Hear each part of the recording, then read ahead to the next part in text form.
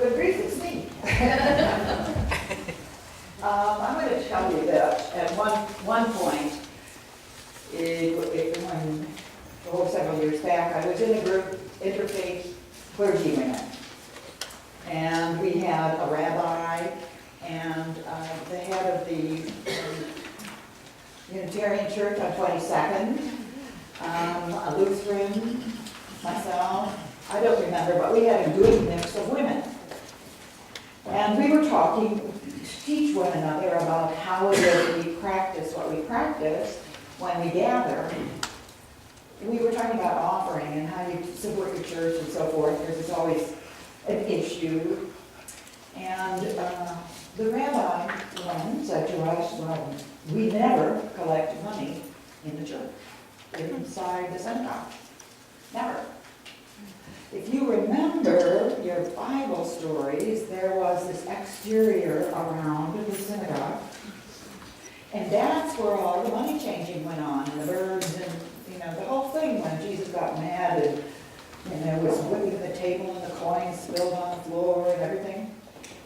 Never did you bring money or change money into the synagogue. And I said, well, how in the world do you get people to give you money? And she said, well, we all get a dues bill. You get a dues bill. It's like a charge that comes on your credit card every month, for something. And who decides that? The rabbi. And he knows, or she knows, how much money you make. Now, we know these days nothing is a secret. Well, for some people it is. But for the most part, they can find out how much you earn. And so they decide, whoever they are in the synagogue, how much to bill you. How much to bill you. And you send your money in. I don't know.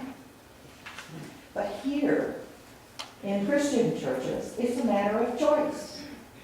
You get to decide whether or not it's worth having the lights on, whether it's worth having the screens, whether it's worth having choir, whether it's worth having Josh here, or Dean, or Tricia, or whether it's worth having someone in Sunday school. You get to decide whether you want to support any of this or not, especially the air conditioning.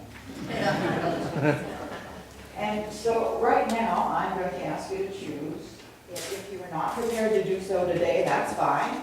And as the basket comes around, you just bless it a little bit. Put your hand over it and offer a blessing. That works. That works too. So let's share together in our with our money and gifts.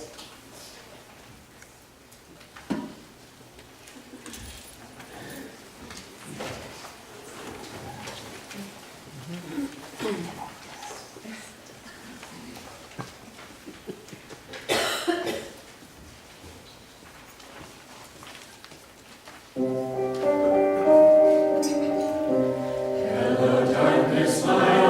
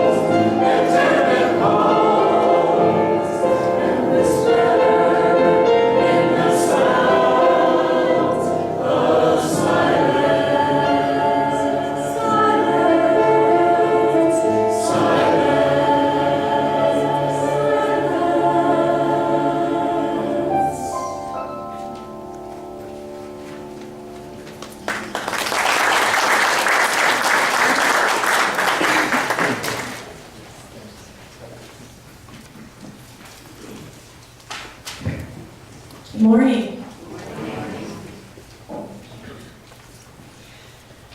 A bit of context this morning for our prayer. My name's Amy. I'm a deacon in the United Methodist Church, and there's a particular reason why I'm one of the folks who comes and offers prayer with you all. And that's because as a deacon ordained in the Methodist Church, I'm a bridge. I work out in the community. I'm a chaplain in hospice. And I'm also a member, I'm also appointed here as a secondary appointment to help be the bridge between congregations and the world out there. And part of the way that we do that in worship is to bring into this space the concerns of the world, the concerns of the city, the concerns of the community, and the concerns in our hearts. So just a bit more context. This morning I'll be praying about something that happened early this morning in Orlando. There was a mass shooting at a gay nightclub. 50 died. Please join me in an attitude of prayer.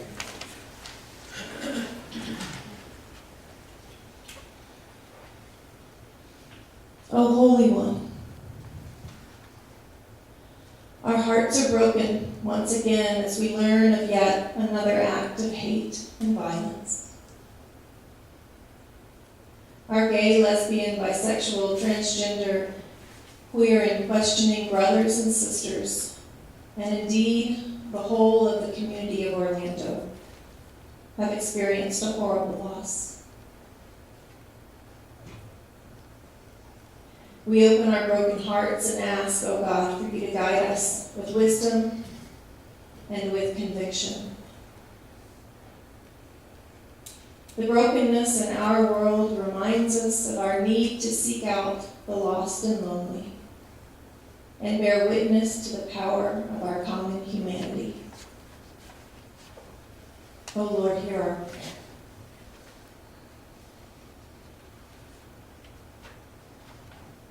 And so in this place and on this morning, we gather to be reminded of our common call to love.